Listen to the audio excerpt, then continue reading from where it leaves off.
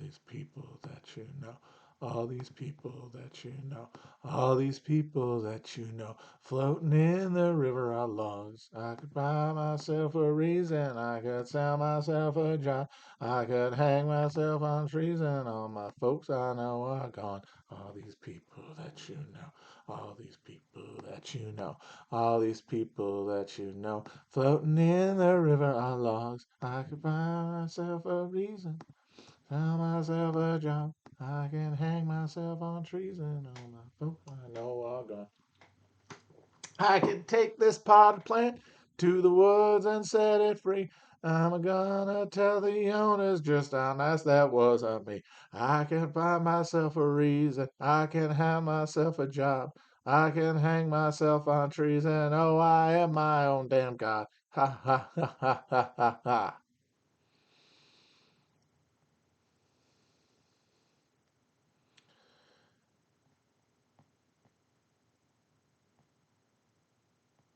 Hello, folks. Hello. How's everybody today?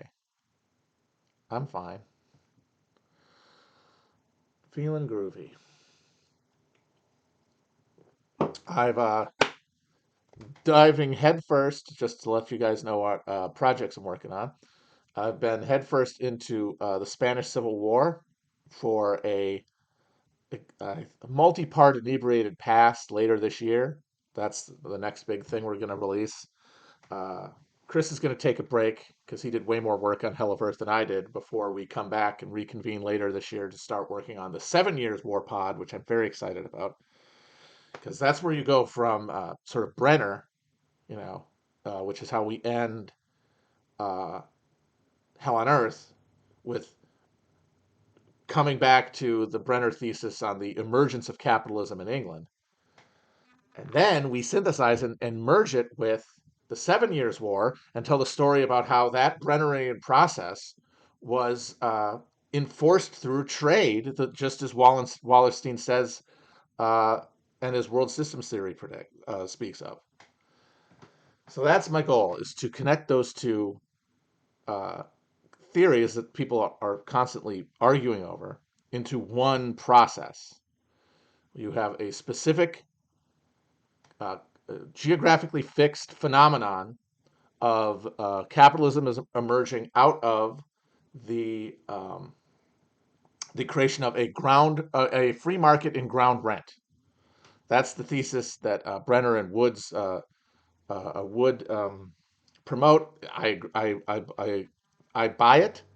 It's a narrative that makes sense to me, and that's how I understand anything. I don't understand numbers. I understand stories because I am a humanities dork at the end of the day. Never be a STEM lord. Can't do math. Got to count on my fingers. So I buy that, and that's how we end Hell on Earth. Is we had this stagnant system that was broken open. Different places had different reactions to that crisis. The response in England specifically, the coming together of Reformation and declining agricultural yield in the land, like just the soils being depleted by repeated agriculture, which is just entropy in the system. Um,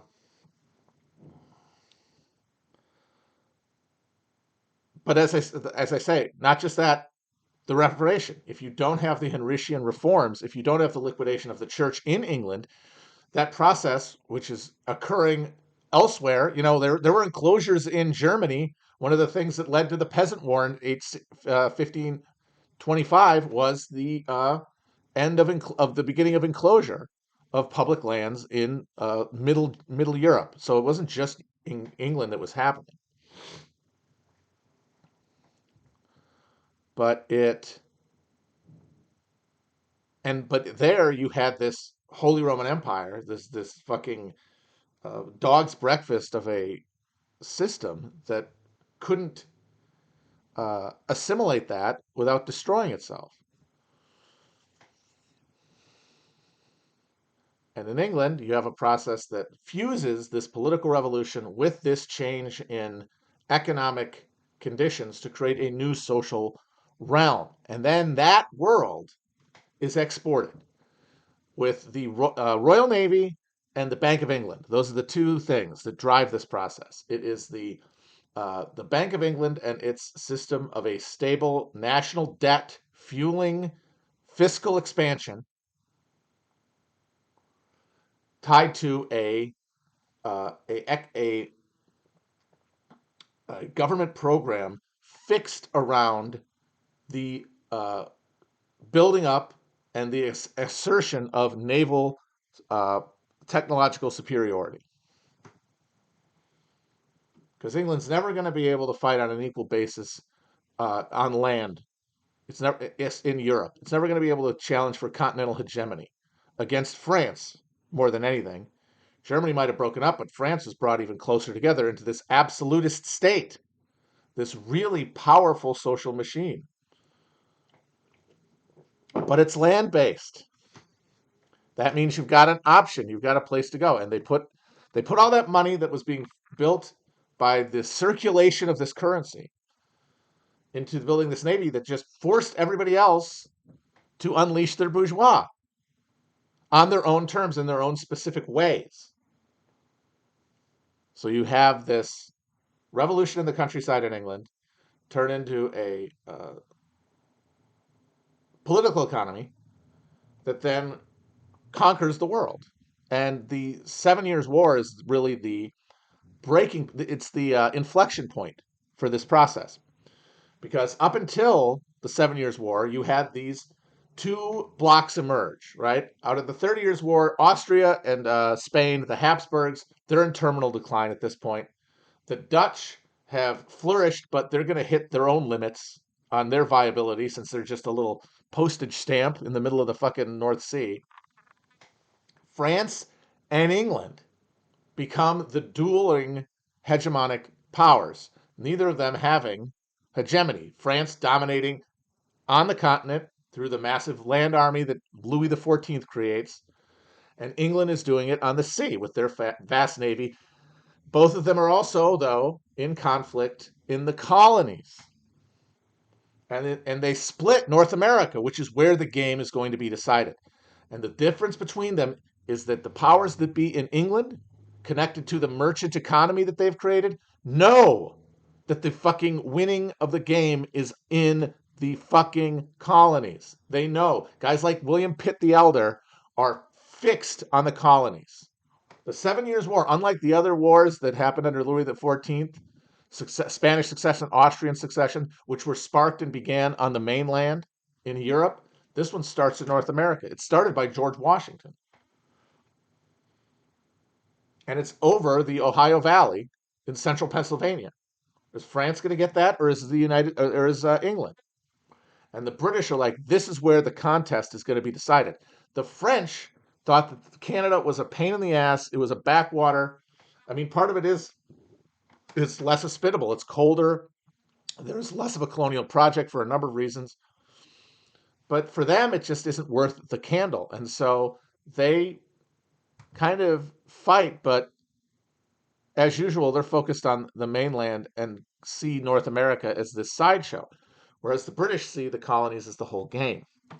And then by winning the 7 Years' War, they guarantee their hegemony over the world system that will be built out of their economic activity. The triangle trade in the Atlantic, but then also eventually locked into raw material exports in India, spices and uh, exotics and silks from East Asia.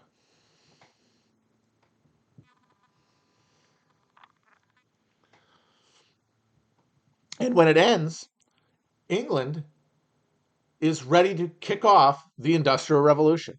The process of fighting that war, of concentrating capital around these questions of military efficacy, is going to create, as a byproduct, a new material economy that people get to interact with to invent things that might not necessarily be for military use. And that's how you get this explosion, this efflorescence of technological innovation. You had a similar thing happen at the birth of capitalism in Europe, the military revolution that we talk about on Hell on Earth. that creates a level. The next time there's an explosion, it's going to kick into an even higher level, which is exactly what happened in England. And so the continental and international hegemon of England, going into the second half of the 1800s, I'm sorry, the 18th century, is now going to have a mechanical heart that everybody else is going to have to run after and try to unleash their bourgeois in order to catch up on. We only have the Russian Revolution because Sergei Witte in the late 1800s looked around and said, we can't be feudal anymore if we want to keep being a country. And this process that had gone on over centuries, and it involved the expropriation of the entire North and South American continent and large parts of Africa, and the domination of India, all of a sudden has to happen like that. And so this feudal uh, kind of quasi-Mongol tributary state has to become a capitalist economy overnight. So that process happens in every European country depending on their specific conditions.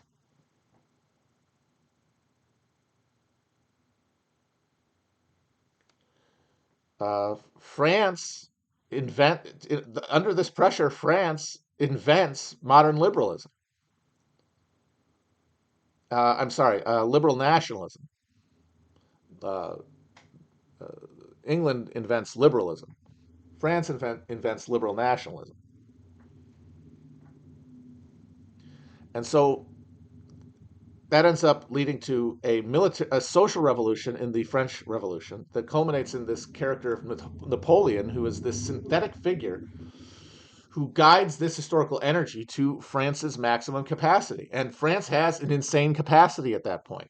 But by that point, what it doesn't have is fucking colonies or a navy that can compete with the English. And at that point, it isn't even a question of material. They could have put all of their money into building a navy that could numerically rival the English. That would cut them off elsewhere, that would undermine their military. But they would not be able to replace England's sheer degree of cultural uh, knowledge, stored understanding of naval maneuvers and naval life that you get out of at that point, a deeply seasoned British naval community. Now, at the bottom, you're churning out, people are getting literally shanghaied onto boats and kidnapped to be, the fucking squabbies and the the ball carriers. But the officer corps is seasoned and knowledgeable in a way that your expanded French Navy will never be able to compete with because you're going to be dealing with green shoots. It's very interesting though. Napoleon himself was thinking about a naval career at one point. And it's very interesting to imagine him trying to deal with the resource constraints of the British Navy, of the French Navy, to exert himself. In the army, he was able to, rise meteorically because the army was the heart of the French Revolution, especially after Thermidor, because you've killed the social ferment at the heart of the thing. You're no longer pushing a social boundary. You're defending a social. Uh, you're defending a social truce between classes. Class war has stopped. So that means that has to be made up for somewhere else, and it's made up for in war, in conflict. Like liberalism is considered sine qua non with passivity, a desire to negotiate towards solutions rather than violence. But it was the Girondins, it was the moderate Girondins who pushed most assiduously for France to enter a war with Austria, a war that Austria didn't want. There was an assumption among the French nobility, maybe, that the other powers of Europe would rush to their aid. But at the end of the day, France is their main rival. If France is destroyed from within by chaotic social forces, that's good for you. There is no incentive for them to stabilize their social system. They were basically just waiting to see what would happen. It was guys like Brosseau who pushed for war. The liberals pushed for war because they had to validate this regime. Now they had to validate it as a moral uh, undertaking. Now that it could no longer be said to have a social vision, a social apocalyptic vision.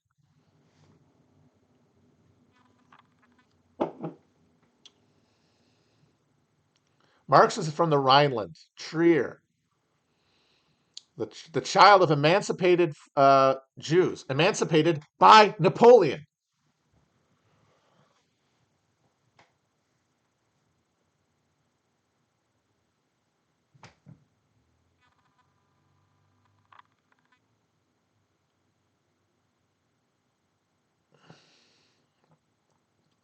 So that machine, that social machine of the French army, is able to dominate the continent, but it burns out its center. Like those liberals, first they fought, and they lost, and it terrified everybody. And then the Jacobins, led by Robespierre, who, by the way, had opposed the war, had said, "Don't go to war with Austria." Who said when Brosseau and those guys talked about spreading liberalism at the point of a bayonet, he said, "Nobody likes it. The only thing people like less than a missionary is an armed missionary."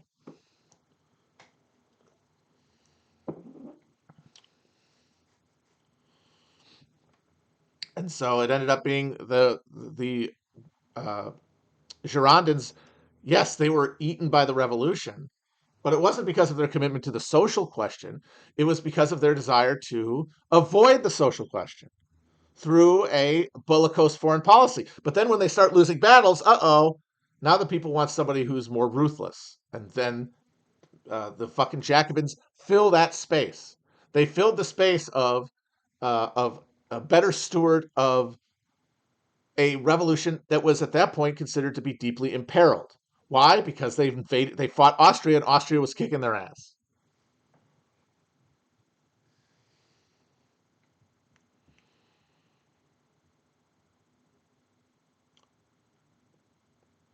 But this is why you have to think of the process as progressive no matter what, because you can look at Napoleon in one hand and say he was the end of the French Revolution.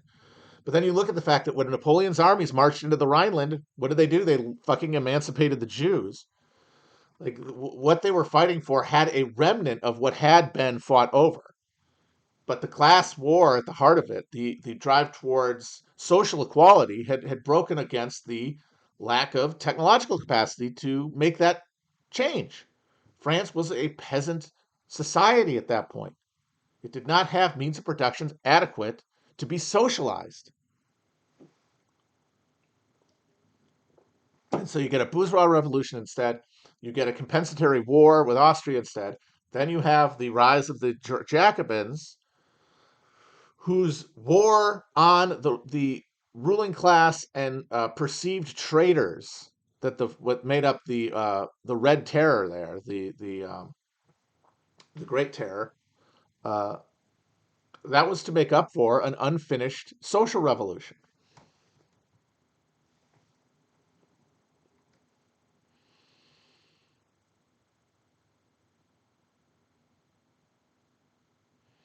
But why are they having this social revolution? Because they had been forced into a global competition for power by England that they could not sustain. They lost the Seven Years' War.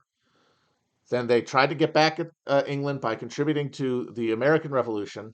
But then in the process, they bankrupted themselves because they had not modernized their economy and their financial system the way that the English had with their unified single central bank lending out a stable currency backed by the debt to the government in the form of bonds. The French had nothing like that. They were grasping for money from a aristocracy that still held feudal privileges that prevented them from being taxed. England didn't have to worry about that. They were getting money, they were getting tax money consistently from their upper class and middle class, uh, like a machine by that point. And so this thing starts to break open. You get a few ruined harvests, and you have some rising food prices to kick it off, to make it take it from abstract to concrete, to take it from generalized discontent to a willingness to act. The lack of calories, the hunger in the stomach, always is going to be the catalyst. And you have this revolution. And then you have this new state that's, oh my God, unleash all these capacities, this rationalized, modernized, capitalized state that Napoleon births to the world then. Uh,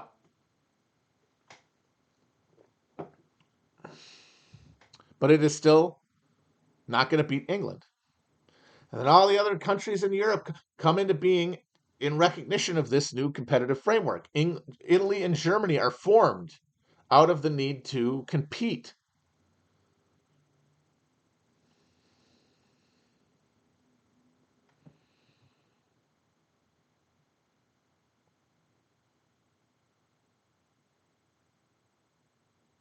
And what these explosions are is a given country's social base coming into coming to terms with capitalism as a mode of life. Like, it is the moment when enough people are feeling the uh, destiny in the air, I guess, to act. And so you have that happen in England in the English Civil War, which we talked about in Hell on Earth. You have it in France in the French Revolution. You have it in Russia with the Russian Revolution. And you don't have it in Spain, which had started off the entire struggle for early modern hegemony in the first place. Like, Spain is the first early modern hegemon. Spain defined the terms of the fucking contest. Like, as Christendom is collapsing into confessional camps, you have a hegemon, and it's Habsburg Spain, with the Holy Roman Empire as like a kind of a wounded tail. By the end of that war, by the end of the 30 Years' War, they're cooked. And so that they avoid this reckoning, this intersection between the social ferment of people struggling under these old conceptions of identity and religion and social life, with this new demand of being abstracted away from those things, deterritorialized, pulled from the earth, like in a meaning, like literally pulled from the earth. In the case of the peasants, you do mean literally pulled from the earth, but also everybody pulled from their social relations, uprooted. And this causes violence everywhere. It is a supernova. It is a birthing pang, as the Condoleezza Rice would say, of a new subjectivity. And Spain's is the latest of all of them. Because Spain was the first one, that means that its structures were frozen in its apogee. Because with an empire, what got you to your greatest extent will be your downfall, because everybody who will have claimed power while the empire was innocent, they will be wedded to the things that got them to that point, even when they stop working. Because to change those conditions, to change that subjectivity, would be to be declining instead of rising, to be coming to earth instead of ascending into godhood, and they couldn't have that.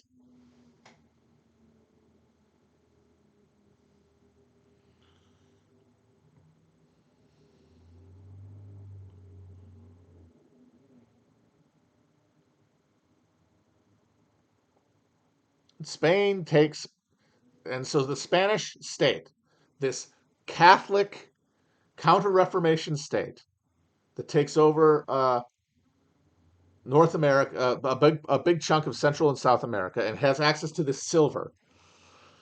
It is a feudal state in every sense. You got the most Catholic majesty. You've got your Cortes dominated by grasping local nobles. You've got a huge degree of regionalism and factionalism. You have a very little central authority. I mean, you have more central authority than anybody to your east, because the Spanish kings had control of the Inquisition. The, The Spanish Inquisition is called that because it was not the Catholic Church's Inquisition. The officials of the Inquisition, Torquemada and those guys, answered to the King of Spain. And it was the only institution that covered all of Spanish territory. It's the only one that's writ ran everywhere. Otherwise, it was local feudal authority. So that was the thing that they had that a lot of other monarchs didn't. But it was still very relatively little. But they were stuck with those all through the fight that would come with the fucking French, with the Dutch when they revolt in Germany against England. They're fighting with this antiquated system that they can never fix because it got them there. So instead, they will slowly be detached and lose their empire and become cannibalized. Uh, but they will never create a social engine within organically of Spain to push through these contradictions. They'll just sit there through the process of combined and uneven development. And that's where they sat stagnant until the 19th century when Napoleon kicks the door in and jumpstarts modernity. And that is the story of nationalism, capitalism, bourgeois revolution in Europe is defined by Napoleon showing up to a disorganized, in the case of Germany and Italy, or a totally medieval social framework like Spain, and get everybody like, oh shit, what's going on here? And then being agitated by this violent act and oriented towards a consciousness of some kind. And of course, since the most active social group, is the literate bourgeois, they come to prominence and around ideas of nationalism that are defined by the context of a national contest with France and being dominated by a national government in France. And so Spain gets this kickstart. And so you have a liberal revolution that kickstarts liberal revolutions in Latin America. So they lose the empire that by that point wasn't even getting them that much money because local control was so predominant. They were getting a trickle of the resources that they should have, but because they did not have a modern state capable of extracting them. So they lose their holdings, most of their holdings in the New World, and they still have the Philippines and they have the Caribbean islands. And then there is this series of civil wars between conservative landed aristocrats organized around the Catholic Church and land tenure and all that shit, and the up and coming bourgeois. Uh, and that fight is all the way through the 19th century. But at no point, it's fought to a draw every time. Capitalism does come, but slowly, cumbersomely, not as a social system, just as this foreign imposition of capital as people invest in industries, mostly though in like Barcelona, in Madrid, nowhere else really.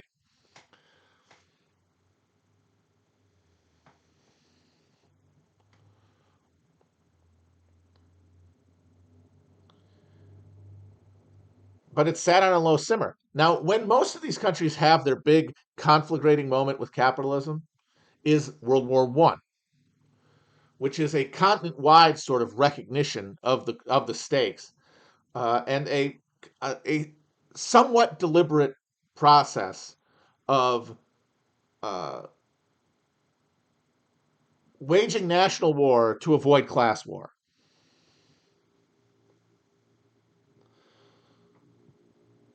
And that leads to this explosion that massacres millions, including the large chunks of the working class in these European countries. And then in the aftermath of that, you have battle lines drawn in a modern context. We are changing our social lives. Who is going to be in charge of this process? And it aligns into these blocks, which broadly are the bourgeois themselves and their liberal institutions and liberal intelligentsia, uh, and the social base that they connect to, mostly professionals. Uh, you have um, the working class, broken at this point by what happens in Russia, which is a national manifestation of the class war. No longer is the class war hidden, it is now overt because it is now expressing itself through the framework of these state the state competition that Westphalia is, is seen to like represent the beginning of. And now, so that question of like orientation toward Russia splits the working class into factions, which come down to the things like the amount of degree you're alienated to your social situation. Like for example, in the United States, immigrants were more likely to be pro-Soviet than native-born Americans among the socialist movement. But for whatever reason it is, difficulty of work, specialization, relative privilege, these things break the working class into fractions. And then you have the lower middle class and the small farmers, the people who own their land beyond subsistence, surplus sales, uh, and then the lower middle class in the cities. We're talking clerks, white collar workers, small business owners, uh, that kind of thing. Self employed, yeah, craftsmen. Uh, and all of them are now in this hell, this cauldron of blood and misery that is this dark chasm starting in 1914 and then just barreling through the horribly tumultuous 20s, and then the fucking bottom falling out in the Great Depression. And there's a series of conflicts in all these countries over the resources of the state. And there's a civil war in uh, Germany that leads to the permanent defeat of the working class there. They didn't know it yet, but they were done. But among the Allies, and that among the Allies, you have this fight carrying out in parliaments, among political parties.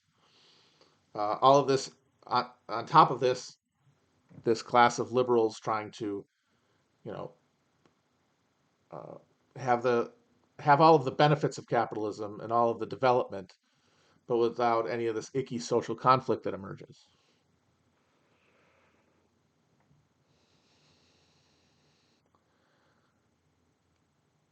And it creates this eventual stalemate as fascism takes power in France, I'm sorry, in Germany and in Italy legally, because the divided left is defeated by an alliance of capital as an independent force, defining all these other institutions, contributing to all of them in one degree or another, uh, uh, dominating all of them, but not being defined by any one of them.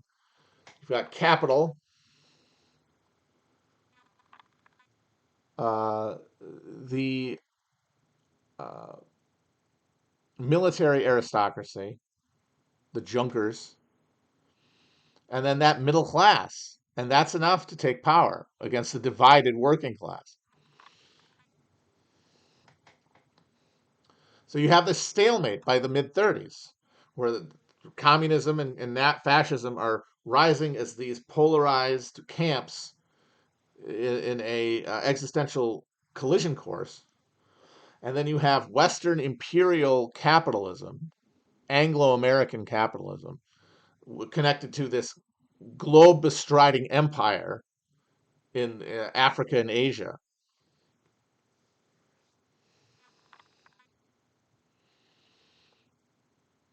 They're all driving against one another. Something's going to pop.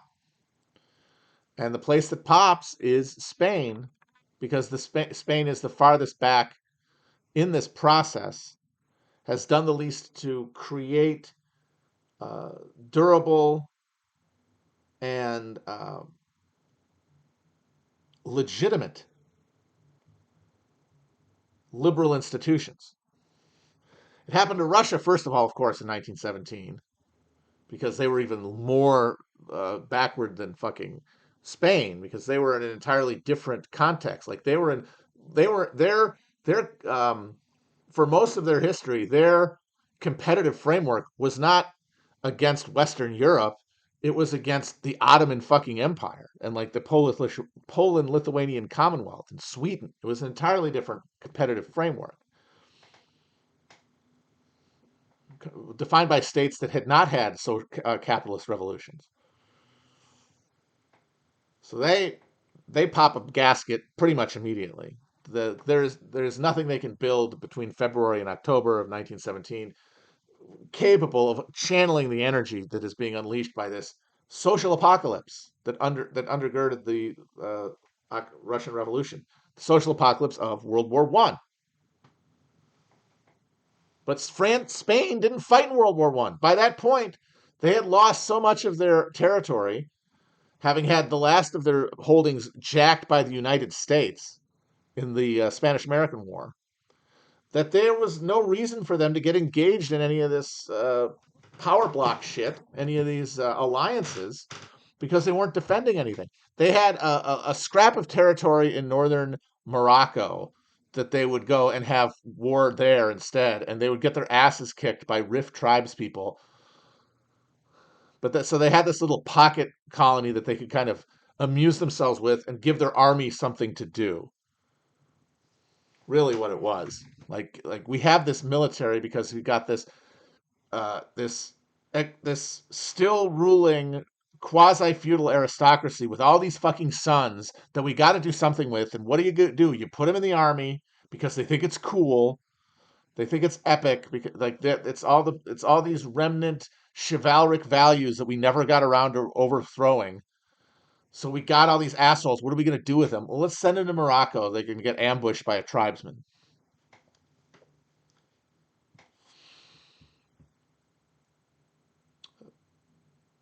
So then, while all these other countries had this titanic experience of World War One that had forged their states one way or the other, the conflict, of course, not coming in Spain or in France and England because they won, because they were gaining the spoils of victory with the United States. So that social conflict was reduced. But in the losers and in Italy, which fought on the winning side but didn't really get anything for it, the crisis exploded, and you had some sort of radical shift towards something else, fascism in this case, as a mutant response of capitalism under crisis, under specific conditions, of a latecomer to the European power political game.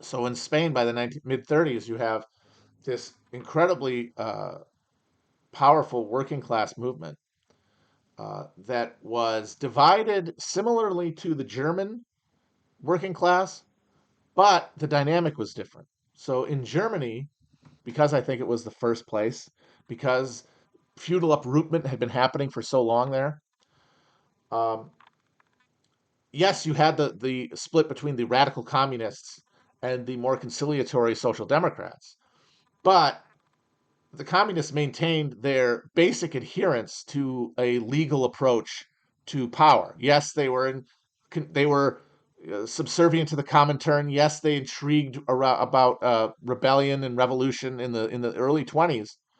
But by the mid 20s, they were a political party are competing for power on a legalist framework of participation and had a party that reflected that.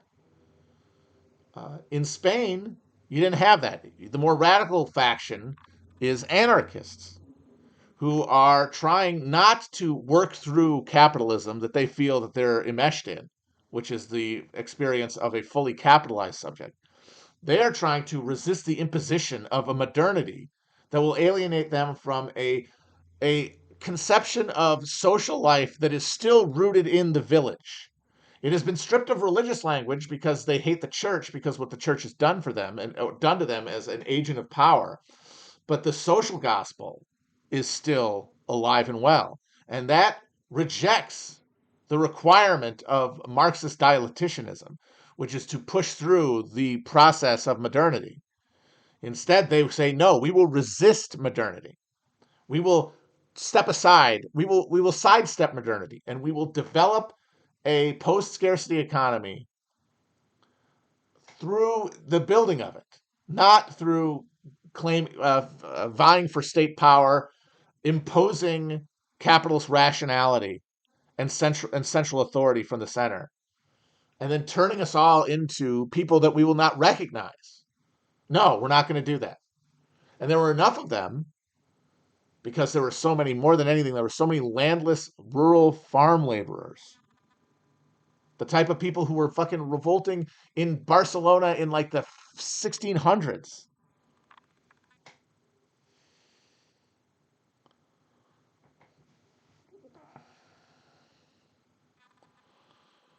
So you have essentially a delayed peasant revolt, which is what the anarchist movement is. It's the fucking peasant war of 1525 finally come to Spain. It's like it is the explosion of the socialist movement in late 19th century Spain when it is being industrialized, because that's when they all started getting industrialized, whether they wanted to or not. That's when Russia started doing it. That's when Spain started doing it. So you have quickly the emergence of this new working class exposed to these new ideas that almost instantaneously transform the dead liturgy of Christianity as represented by the Catholic Church and transformed into a social gospel. And the socialists, the Marxists around the UGT Union and the socialist and then later communist parties, that really does represent the Lutheran current in this Spanish Reformation. And the anarchists are your fucking Anabaptists.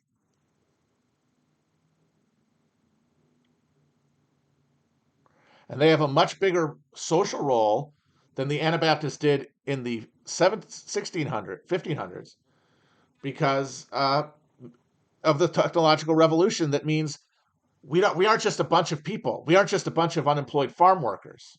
We have access to radios, cars, firearms. These things can be organized and brought to us. We can the factories we work in. We can go in there and seize control of them. We can organize our social power in a way that the peasants of Middle Europe in the 1500s who got slaughtered, and the Anabaptists who got cornered and massacred in Munster, they were able to actually assert power, but only for a while because of the contradictions at the heart of trying to fight a modern war against capitalist subjects as a feudal one. It's like you're gotta. It's a hand behind your back, and that's why what I hope to do, getting back to what I started talking about, what I hope to do with this Spanish Civil War miniseries is give every side its due and describe the internal logic of the factions and point out, like, given these points of view, these people are right. They are operating from what they believe to be proper premises. And you don't have to choose between them for the very easy reason that they both ended up losing.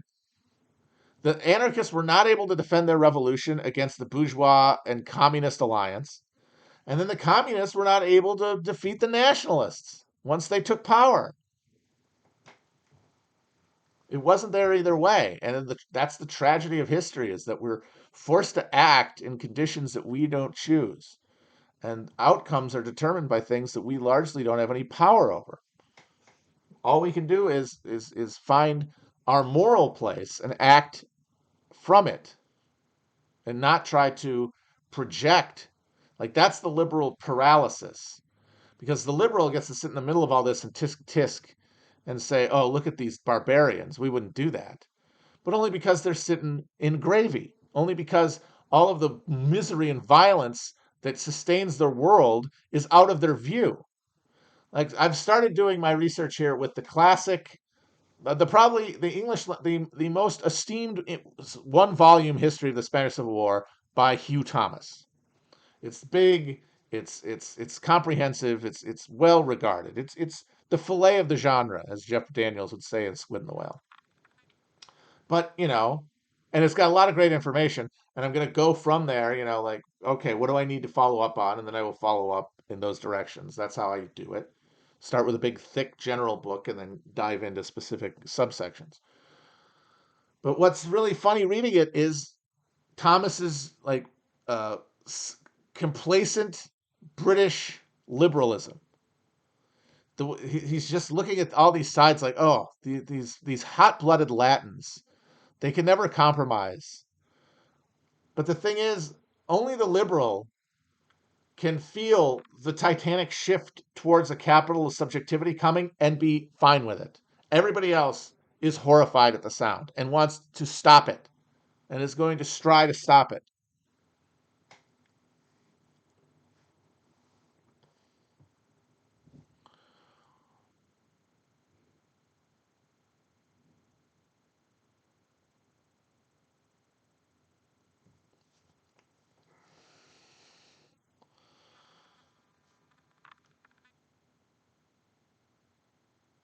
And they, of course, couldn't. And one of the big reasons is you got guys like Hugh Thomas sitting over across the fucking English Channel, sitting there drinking their fucking slave picked tea and smoking their fucking opium, having prostituted the entire world to the pound sterling, and just to say, oh, we were so peace loving. You had more violence than anybody, but it was all in North America and in Africa and in India and in China, where you fucking forced them at gunpoint a country to take a bunch of your fucking opium so you could hook everyone on drugs and rebalance your species trade books with China because, oh no, we're buying too many Chinese imports and we don't have anything they want. How about fucking drugs? And so we have this idea of like where you should act, how you should act in a crisis, what you should do. That is that assumes a liberal uh, distance from consequences.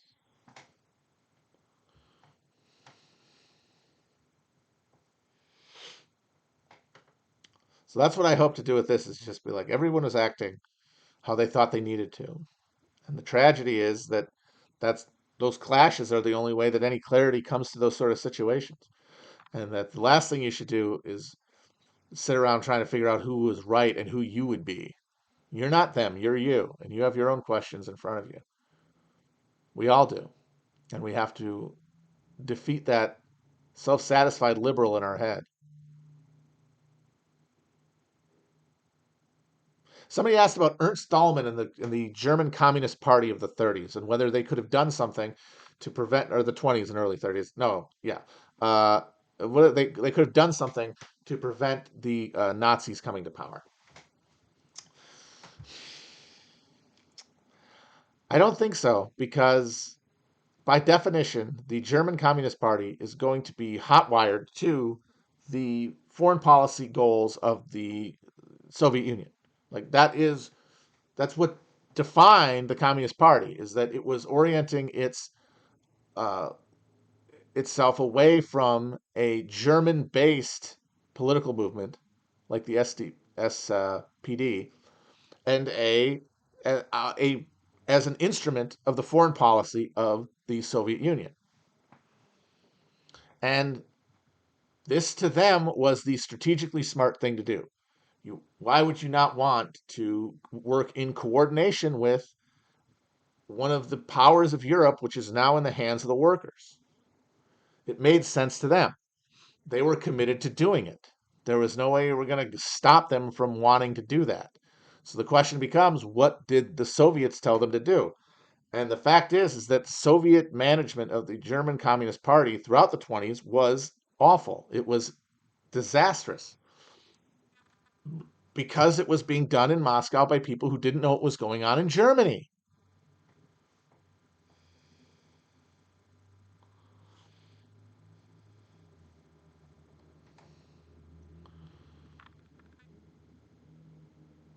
Because the only way that you stop the Nazis from taking power legally and force them to rebel, which they want to do and will do if they have to, uh, like the uh, anarchists were able to force in Spain, like, okay, we know you guys are going to fucking do this at some point. Do it so that we can take power in fighting you. Because we're not going to win through the ballot box. We're the communists. We're the existential threat to everything that the state is. It will not give us power through the front door. But the only thing that would have stopped them, the Germans, the Nazis from taking power through the electoral system, was to have a electoral front with the socialists, which they figured out after the Nazis took power, which is when they switch immediately from the Third Internationalist, social fascist demand to refuse any and all engagement with social democratic parties because they were social fascists, worse than the fascists. It switches almost overnight to a policy of encouraging popular front solidarity with not just other working class parties, but fucking bourgeois parties as well. Which is why you see the communists playing a socially reactionary role in the Spanish Civil War. The communists come in and are like, what the fuck is this social revolution bullshit? What are this collectivized agriculture? What are you doing turning the fucking grand hotels into soup kitchens? You're scaring the straights. Hey, CNTFAI, you're scaring the hoes. France and Britain. But again, it's not their fault. Why shouldn't they orient themselves towards Moscow? The SDP shot them all. The SDP conjured the Freikorps and then out of the Freikorps, the Nazis, to defeat the left. But somebody had to do it. Somebody had to make the tactical decision to either do two of one thing. Tactically ally as a delaying measure with the Social Democrats, even if they hated you, find a way to do it. Because yes, the SDP also resisted the communists, but it was mutual polarity. If one side was moving towards, something might have happened. You either do that, or you plan for a fucking seizure of power. You plan to fight it out. Maybe you do them hand in hand. You make the short-term agreement to do the long-term plan for military action. But what they did was neither of those. They sat around and waited to get fucking whacked in the head by the fucking Nazis. And that's all the direction of the Comintern.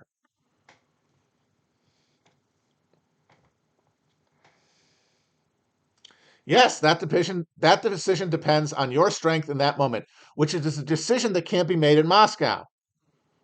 See what I'm saying? In doing the thing that they thought was going to help them the most, tie themselves to a world revolution headquartered in Moscow, they hamstrung themselves and made it so that it was impossible for them to act in the moment.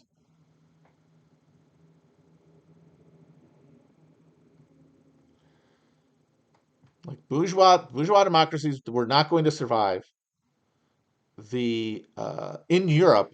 We're not going to survive World War II.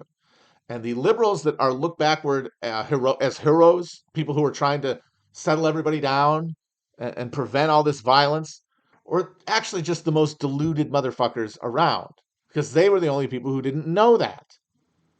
And a lot of liberal judgment of these actors retrospectively basically says, well, if you'd all only believed in it too, it would have kept going.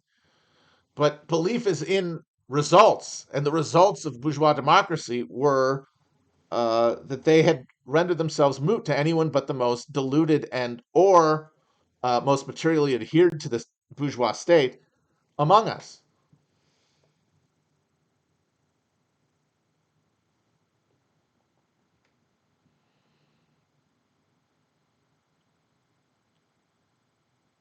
So it's just a big tragedy. I mean, Thalman himself, it's kind of funny. Like he was just a kind of a bimbo. He was the kind of guy that like was fetishized by communist iconography, like a real working man. But he didn't really have a nuanced understanding of what was going on. But that's the thing. Nuance kills you at a certain degree. You need to have people of both sides, the fucking neurotic and the man of action, the Trotsky and the Lenin, to move forward. And they didn't have that.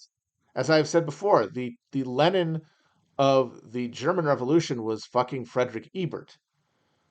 He was the person who saw what was happening and acted, but he acted from the position of wanting to save the bureaucratic structure of the Social Democratic Party, not to advance a working class revolution. And that is because the German working class political movement had had 30 years of legality to build that kind of uh, self regardance. Whereas the Bolsheviks had been, who were the most motivated of the political organized class, had been illegal right up until the revolution.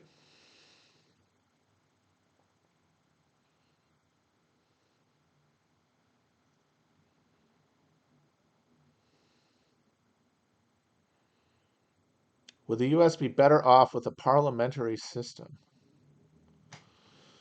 I mean, it's hard to imagine any structural change meaning anything because in order to have structural change, you would have to have a drastic political. You couldn't have moderate reform at this point absent a revolutionary attack on existing power structures. Like you can't even dream of reform through the system we have because of its total capture at not just the level of institutions, but at the level of the individual mind.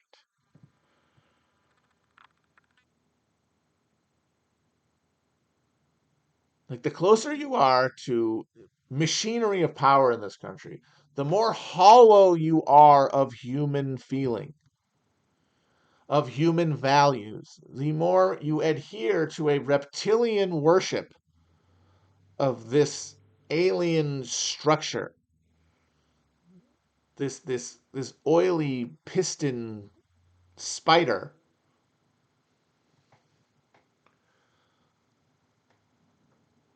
And because it is so technologically abstracted, those points are very few. And the people there are not like you and me. I mean, we've all been warped dramatically by our exposure to this social system and our relative position within it. It's defined us, it's stamped us. But there is still a ambient humanity that crinkles and sparks underneath the surface. But it disappears the farther up you go.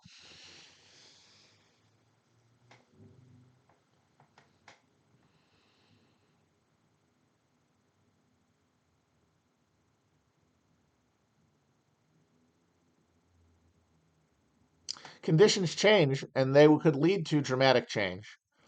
But say a parliament for America would only come on the other side of that process. It could not help initiate that process. You know what I mean? Because that I think is the fantasy. If only we had X, Y, and Z institutions. You are you are in a desire to appear reasonable. You have made invisible the steps that would have to get you there, and our current political system cannot be changed that way. By which I mean citizens voting in elections as a measure of political participation. If that is what we're assuming, and I think people who talk about reforming structures like electoral systems assume, then you can't get that from here.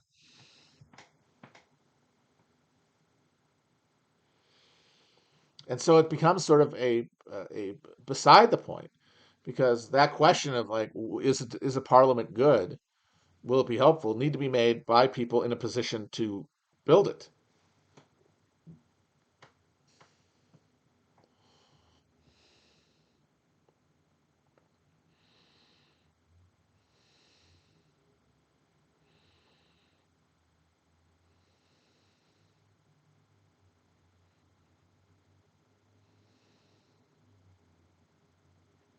I mean, and a good way to point this out is Australia has a lot of the features, a lot of a reformist in America dream we had. They have short elections. They've got proportional representation in their Senate, although it's insane they have a Senate. Get rid of that. What are you talking about? They have mandatory voting, and they're as neoliberal and devoid of politics as we are.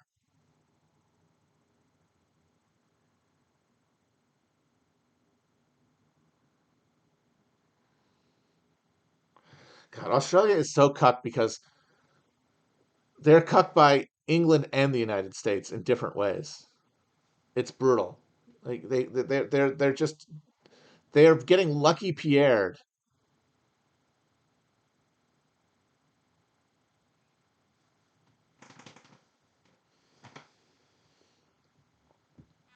Like they've got a queen. She's still the queen. They got the Union Jack on their flag, but their currency is called the dollar, and they're fixated on our culture, of course. Oh, right, they've got a king. Oh my God, I got to start saying that. The king, we've got a king. I thought that was never gonna fucking happen.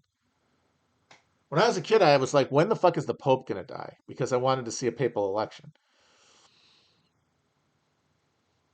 And I gotta say, I'm not having it with these long ass Pope terms. In the Middle Ages, the Pope would drop dead every 2 weeks.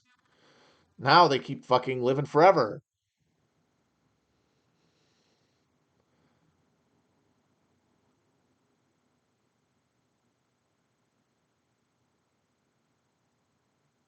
I want there to be like a year of the four popes type deal.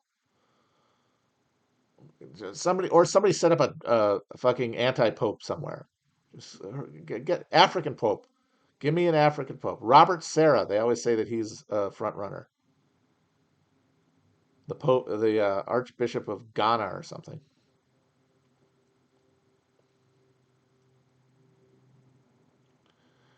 Ratzinger did not last long. He just died. If he had not quit, I would only be seeing my second ever papal election now.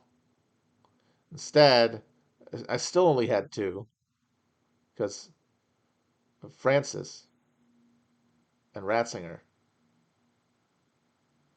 I want another one.